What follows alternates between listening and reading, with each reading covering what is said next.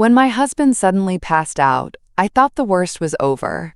But then his brother filed the life insurance claim in my name and kept the $300,000 for himself.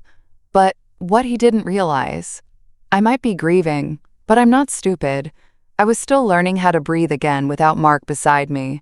I hadn't cried at the funeral, not because I didn't want to, but because I couldn't. Everyone kept patting my arm and telling me how strong I was, like I'd chosen this kind of strength. Like being upright was proof of peace, not paralysis. Brian, my brother-in-law, was everywhere that day, shaking hands, giving big theatrical hugs, calling himself family. I was numb to it. He was Mark's older brother. He'd always been around, always a little too charming. The kind of man who asked if you were still working that cute little job, even after 20 years of you doing payroll for a 500-bed hospital. He hugged me at the cemetery, long and tight, whispered, "I'll help take care of everything, Liz. You don't have to worry about the insurance paperwork or any of that junk. I've got you." I didn't ask for his help, but I didn't say no either. At the time, I didn't have the bandwidth to understand what I was letting him do. So when the letter arrived, just a thin white envelope with my name typed in block letters, I wasn't expecting it to contain my ruin. Dear Mrs. Walton, this is to confirm that your death benefit of $300,000 has been processed and distributed via check number 16,408. Issued April 7th. Claimant, Brian J. Walton. Status, paid in full. I read the paragraph 4 times before the meaning snapped into focus like a slap across the face. The money was already gone. And it hadn't gone to me. It had gone to Brian.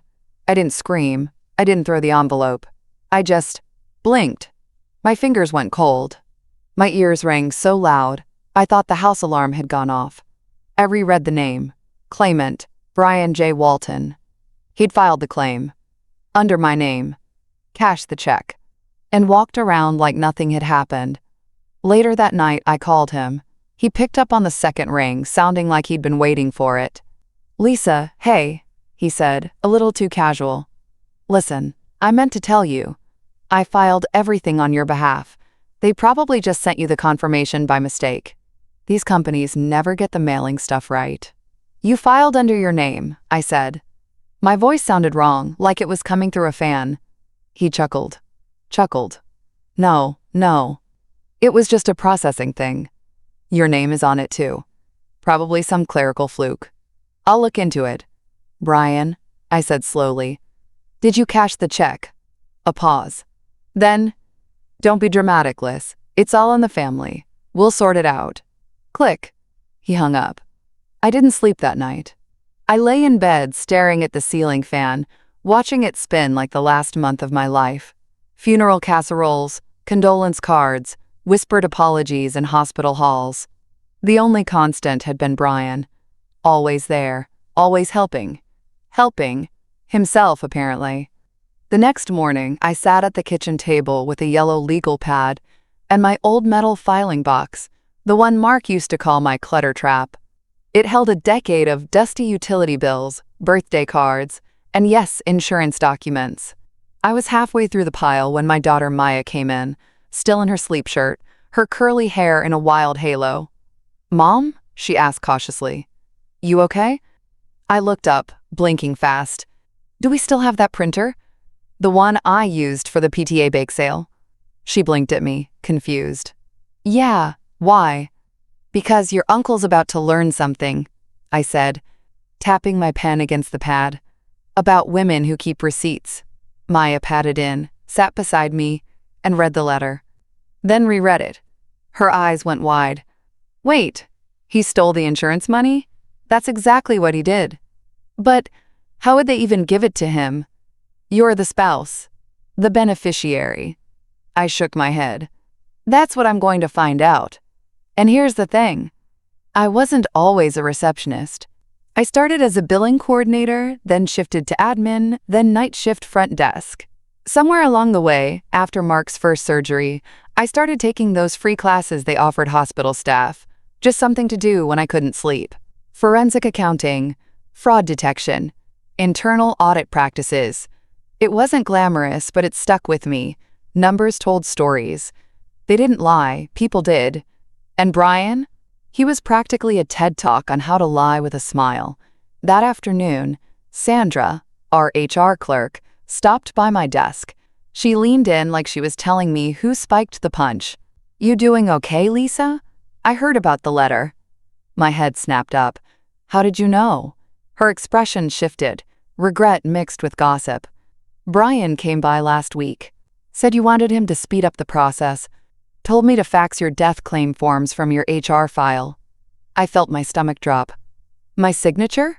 I asked, my throat dry. Sandra nodded slowly.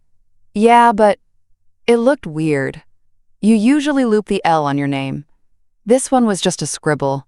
I should have said something, but no," I said, forcing my voice to stay calm. "You just gave me what I needed." Because that was the first clue. He'd forged my signature, and Sandra had unknowingly faxed the evidence. Later, over Chinese takeout and a bottle of wine that should have been saved for a better night, Maya pulled out her phone. "Mom," she said, "remember those trips Uncle Brian took to Atlantic City when Dad was in ICU?" I stared at her. "What trips?" She scrolled through her old photos. "Look, this is from Dad's hospital room. That's the day you left me in charge while you ran home to shower. Uncle Brian had said he was running errands, right?" I nodded slowly. "Well," she said, turning her phone toward me, "he checked into a hotel in Jersey that night. Look at the Instagram location tag." Maya had screenshotted it because she thought it was weird at the time but didn't want to upset me. There it was. A photo of a cocktail glass and poker chips. Captioned, "Feelin' lucky tonight, cocktail joker, #Uncle Time." Same night my husband had coded twice in the ICU. That was it. I pushed my plate away, wiped my hands, and said quietly, "I'm getting every form, every email, every bank record Brian ever touched." And when Maya raised an eyebrow, I added, "And I'm not going to scream, I'm going to build a case."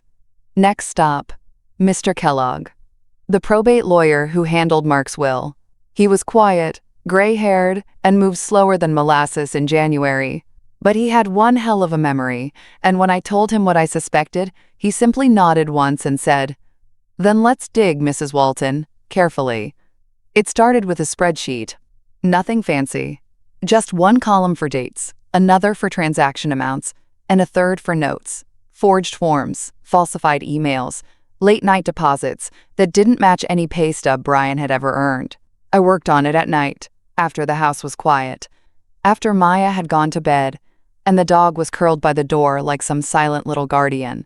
Grief had been my shadow for weeks, but now I had purpose, and purpose felt a little like oxygen.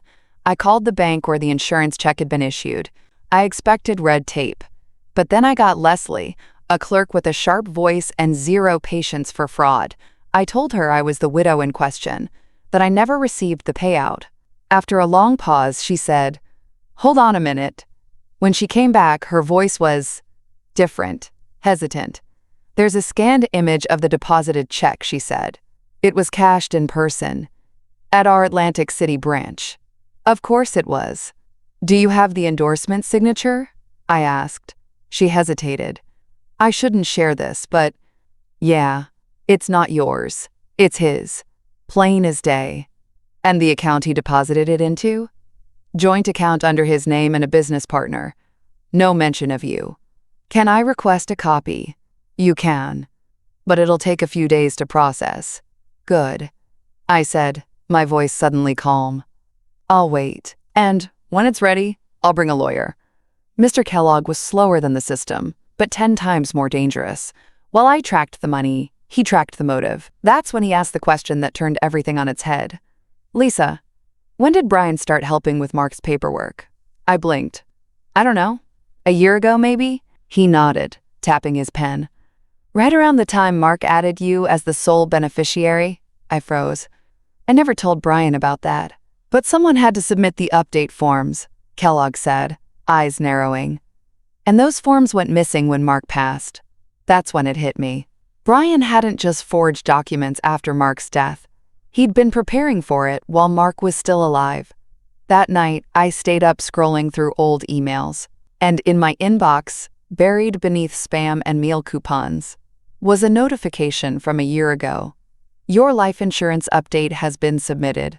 I clicked it. It had a digital attachment, a copy of the updated form. Only the signature at the bottom wasn't mine. It was a jagged loop pretending to be me. But I don't dot my I's with circles. I never have. And Brian? He always did. The next morning, I sat across from Maya at breakfast and slid the printed form across the table. Her eyes narrowed. He forged this too? I nodded. This isn't a man who made a one-time mistake. He planned this. He knew Mark was sick. He positioned himself like a savior so no one would question him. She looked at me for a long moment. Then it's time to stop grieving and start building. The last breadcrumb came from Brian himself. He posted a photo on Facebook 2 days later. A champagne glass held high, city lights behind him. The caption? Big wins, big future. Games changing. The location tag? Riverfront Luxe Condos. Phase 1. I stared at that post for a long time, because that was my husband's money in that glass. And Brian had just poured himself a toast on the edge of a very steep cliff. Brian didn't just buy a condo. He announced it, like he was a celebrity on a press tour. The social media posts came one after another. Floor-to-ceiling windows, a rooftop pool with LED lighting, wine fridge bigger than most apartments. He was tagging the developer, reposting virtual tours, even filming moving day videos, where he grinned like a lottery winner and held up a set of keys. And not once did he mention where the money had come from. But I knew. It wasn't his lucky streak at the tables. It wasn't some business windfall. It was Mark's life insurance. My husband's last gift to his family, siphoned away and poured into granite countertops and imported tile. I didn't rage. I printed. Screenshots. Time-stamped. Location tagged. One by one, they went into the file I was now calling Brian's downfall. Mr. Kellogg took the thickening file with a nod and the kind of dry satisfaction only a probate lawyer could muster. This isn't just theft, he said. It's fraud, impersonation, and estate interference. You give me 2 more weeks and we'll file a civil complaint so airtight he won't be able to sneeze without a court order. Why wait? I asked. Because, he said, his eyes glinting, when we file, I want his condo frozen in the same motion. I kept quiet. I didn't tell Maya. Didn't respond to Brian's occasional smug texts. Hope you're doing okay. Thinking of you. Or, let's do brunch sometime. I hate seeing family drift apart. Instead, I nodded politely at the family barbecue that weekend, held in Brian's, quote, new rooftop social club, which he insisted we tour. It's got river views and direct elevator access, he said, beaming, his arm slung casually around his latest girlfriend, a blonde realtor 10 years younger who wore mirrored sunglasses inside. Totally worth the investment. Liquid cash, baby. That's the key. Maya whispered beside me. How did he afford this? He didn't, I murmured. We did. Brian raised his glass to me across the patio. To strong families! I raised mine right back. To paper trails. He laughed like I'd made a joke, but the joke was just beginning. On Monday, Mr. Kellogg filed the motion. Fraudulent signature. Forged beneficiary paperwork. Improper claim filing. We had certified documentation from the bank, screenshots of Brian's public purchases, and even his declaration of success videos. A timeline built like a cage, and he'd walked into it whistling. By Tuesday, the luxury condo's sale account was frozen. By Wednesday, Brian called me. 3 times. I didn't answer. On Thursday, Maya found the best detail yet. A notary stamp on one of Brian's submitted documents, from a notary who died 2 years before the form was dated. Do we add this? She asked. I smiled. Oh, we add it. We highlight it. Courtroom 3B smelled like old paper and fluorescent lights. I sat at the long wooden table next to Mr. Kellogg, our file thick as a city phone book. Across from us, Brian, tan, smug, overconfident, wearing a sport coat that still had the tag thread on the cuff and shoes too shiny to be anything but new. He didn't even bring a lawyer, just a legal advisor friend who looked like he'd printed his credentials off YouTube. The judge, a sharp-eyed woman named Reinhardt, reviewed the documents in silence for a full 5 minutes before she even looked up. "Mr. Walton," she said evenly, "you are being accused of fraudulently submitting life insurance claims under your sister-in-law's name, forging her signature, and misappropriating the funds." Brian actually chuckled. "It's all a misunderstanding, Your Honor. Family stuff, emotional time. You know how it is." She didn't smile. "I don't."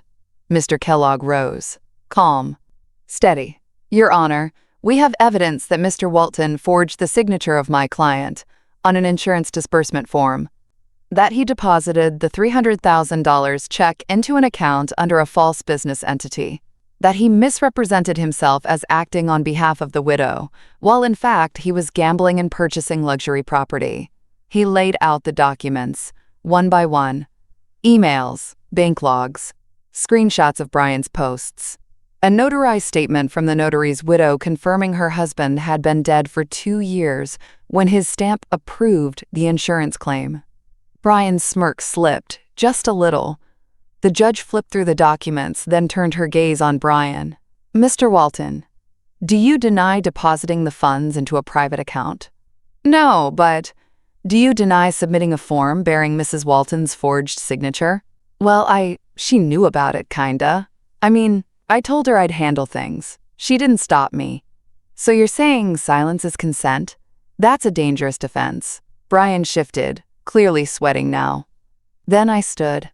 I hadn't planned to speak, but I needed to. "Your Honor," I said, my voice steady, "my husband passed out unexpectedly. I trusted my family to help. I didn't know that meant being taken advantage of while I was still planning his funeral." Brian rolled his eyes. "Literally." In court. "Ms. Walton," the judge said, her voice firm now, "you've provided a complete record of events, including digital evidence, financial transfers, and fraudulent documentation. The court finds probable cause of financial misconduct, forgery, and civil fraud." The room held its breath. "I am freezing all relevant accounts. Mr. Walton will be required to repay the full amount of the disbursed funds, plus legal fees and damages. Should he fail to comply, criminal proceedings may follow." Brian stood up like he might argue. "You can't do this. It's my money now." The gavel came down like a lightning strike. "It was never yours to take." He was still shouting when court adjourned. "I'm not paying a dime. I'll appeal this.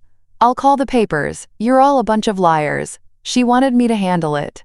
The bailiff didn't even flinch, just opened the door for me as I walked out, heels clicking on the polished tile like punctuation marks. Outside, Maya was waiting. She didn't ask how it went. She'd seen it in my face. "How'd the judge take it?" she asked.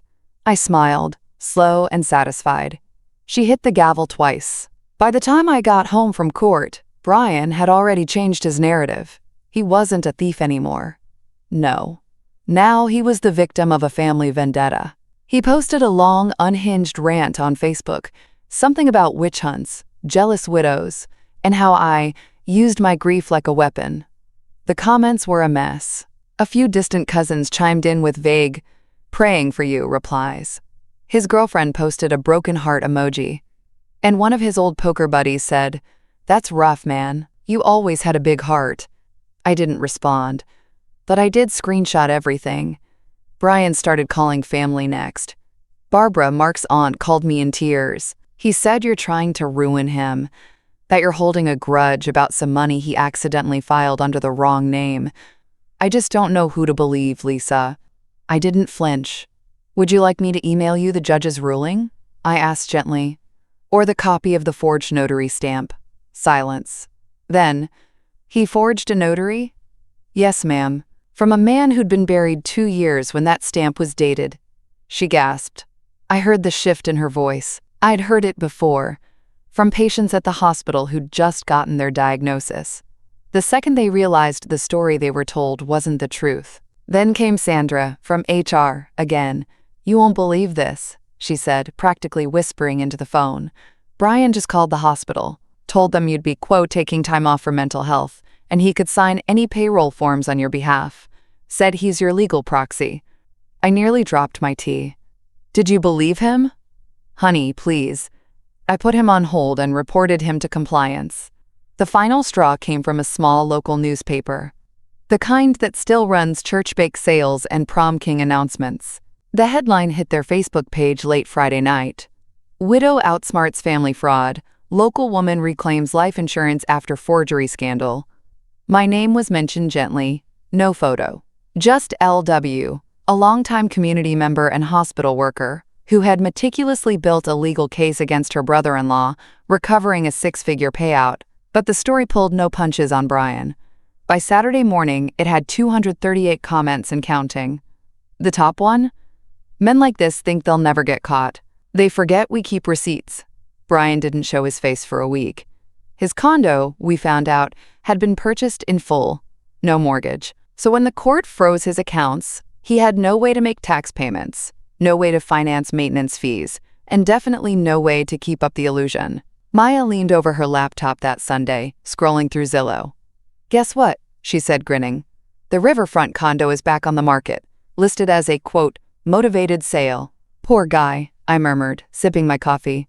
"Must be hard losing everything you stole." The invitation came by text. From Amanda, Brian's sister, the one who used to call me sis until I pressed charges against her brother. "Hey, Lisa. The family's getting together for dinner on Sunday. Mom asked if you'd come. Things have been tense and, well, we'd like to clear the air." I stared at the message for a full minute. Clear the air? After Brian stole my husband's life insurance and lied about it in open court? But still, I said yes.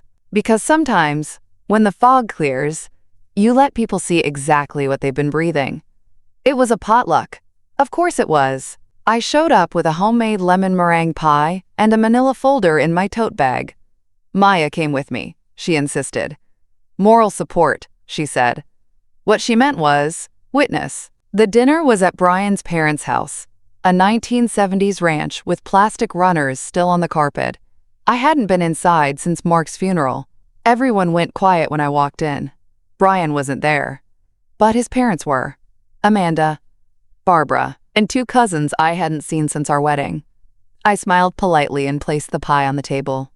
"Smells good in here," I said, like we weren't sitting atop months of betrayal. Dinner was awkward. They passed potatoes like we were all on the same page, like someone hadn't drained a widow's account and blamed it on clerical error. But I played along. Small talk. Compliments. I even asked about Amanda's new job. It wasn't until the pie came out that the real meal began. Brian's mother cleared her throat. "Lisa, honey, I know things got complicated. But we're family, and family should forgive. Don't you agree?" I dabbed the corner of my mouth with a napkin. "I agree family should act like family. Not predators." Amanda jumped in. "We didn't know. I swear, Lisa. Brian said you signed everything. That you were just overwhelmed and asked him to handle it." I opened my tote and set the manila folder gently on the table. "What I asked for," I said, sliding out a photocopy, "was time to grieve. What he took was everything else." The table went still. I slid the photos across like playing cards. The fake notary stamp, the forged signature, the bank statement showing the Atlantic City deposit. Barbara gasped. "Oh my God," Amanda whispered. "I believed him. I told people you were being dramatic." I looked her straight in the eye. "You weren't just wrong. You were loud and wrong." Brian's father cleared his throat. "He's not welcome in this house anymore. We told him that." I believed them. Because in that moment, every face around the table had the same expression.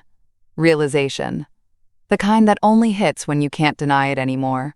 They'd defended him. They'd excused him. And now they were eating pie, baked by the woman he tried to rob blind. I stood, gathering my things. Maya followed, quiet until we reached the door. Then she turned back, smiled, and said, "Oh, by the way, next time y'all want to clear the air, maybe do it before you call me a liar in court group chats." And with that, we left. I didn't go straight home after the dinner. Instead, I drove to the cemetery.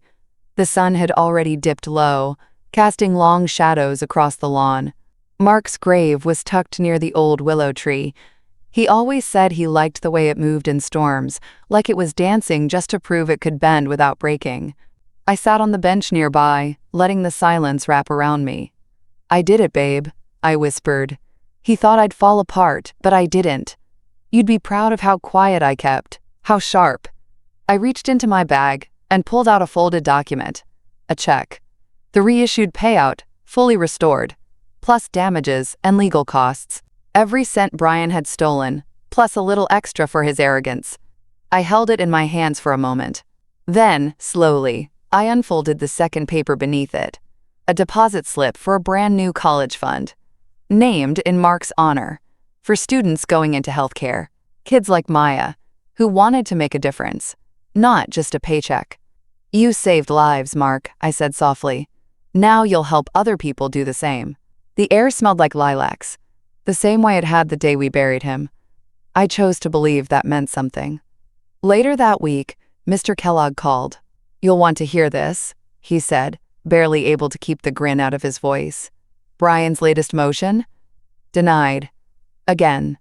Court ruled he cannot liquidate the condo or move funds offshore." I blinked. "Offshore?" "He tried to wire 20 grand to Belize." "Of course he did.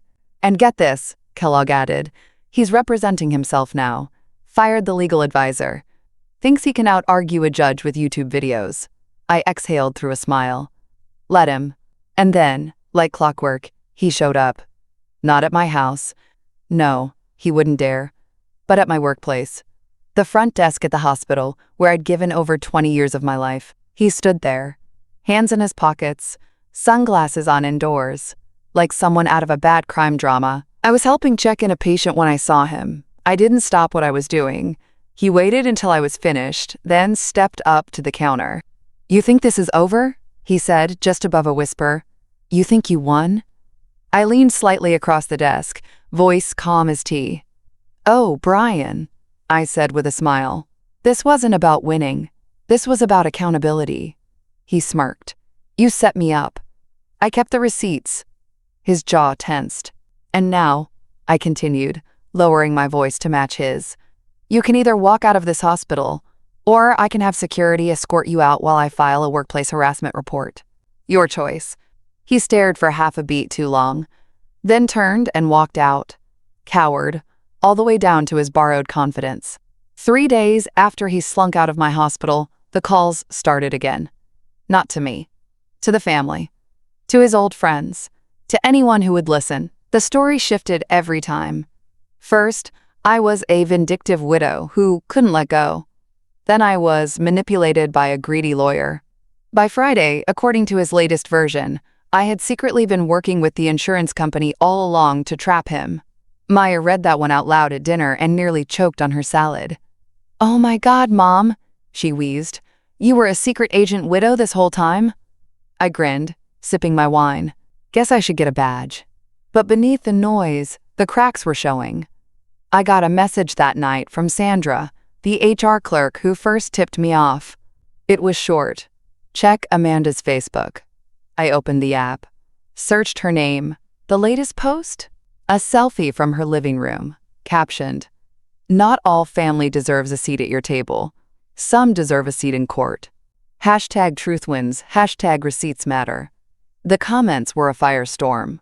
People asking if she meant Brian, if she was really switching sides, if she'd testify.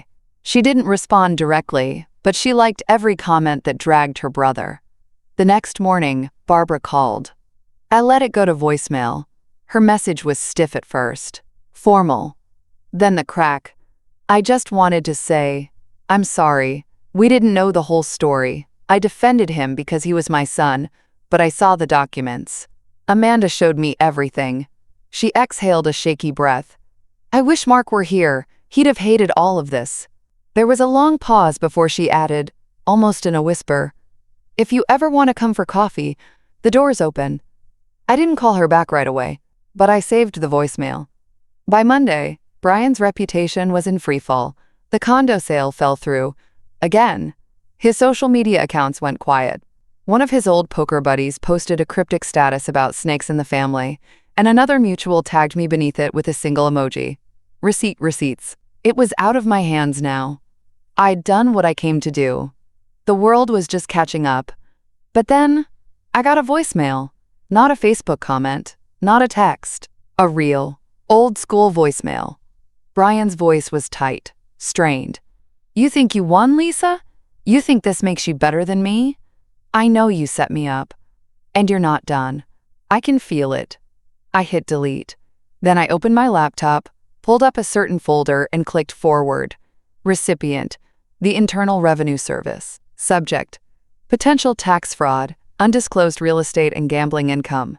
Attached: Brian's condo business plan, which he'd posted online in the early days of his high roll and glow up, complete with fake earnings projections and a completely unregistered LLC name.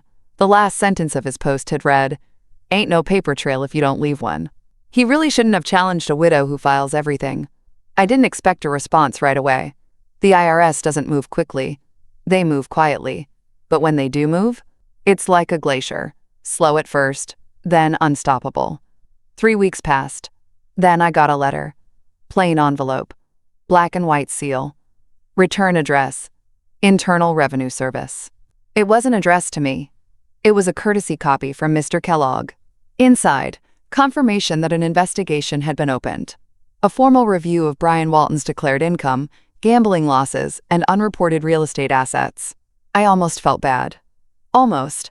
That same week, Maya came home with a smirk and a bag of takeout. "Guess who got audited?" she said, waving her phone. She flipped it to show me a blurry screenshot from a cousin's group chat. "Brian's freaking out. Says the government froze his backup account. He can't even pay his girlfriend's rent." I blinked. He was paying her rent? Maya shrugged. Apparently she thought she was dating a mogul. I sipped my tea. She was dating a con man with a 3-month expiration date. Things unraveled fast after that. First, his girlfriend left, deleted all their photos, changed her status to single, and posted a selfie with a new guy 2 days later. Then came the condo association. Turns out, Brian hadn't just been using stolen funds. He'd also failed to pay fees for 2 months after the accounts were frozen. They filed a lien. His lawyer, or what was left of one, tried to delay the case. Didn't work. By Friday, he was served again. This time, with a notice that his unit was being flagged for potential foreclosure if arrears weren't resolved. The walls weren't just closing in. They were crumbling. They didn't call him. They showed up. At the condo he no longer technically owned. 3 agents. 2 unmarked cars. 1 very loud knock. Maya showed me the TikTok later. Someone had caught it from across the street and posted it with the caption, "Riverfront rich guy just got raided. Whoops." It had 84,000 views in a day. Brian's mugshot followed soon after. Pale, angry, wearing the same blazer he'd mocked me in at the family barbecue. His hair looked different. Or maybe it was just the look on his face. Reality. The charges were no longer civil. Tax fraud, wire fraud, identity theft, federal impersonation. He was denied bail. The judge called him a, quote, "high flight risk with a pattern of calculated deceit." I called it karma with a filing number. At sentencing, they let me give a statement. I kept it short. I didn't ask for revenge. I asked for accountability. "My husband trusted you, and you turned his death into a payday. But I had one thing you didn't: time and a long memory." I turned and walked out before the judge gave him the full 6-year sentence. Maya caught up to me outside the courthouse, beaming like she'd just aced a final. 6 years, she said, practically skipping. "He's gonna be 30 pounds heavier and completely out of followers by the time he gets out." I smiled, and just like that, that chapter of my life was over.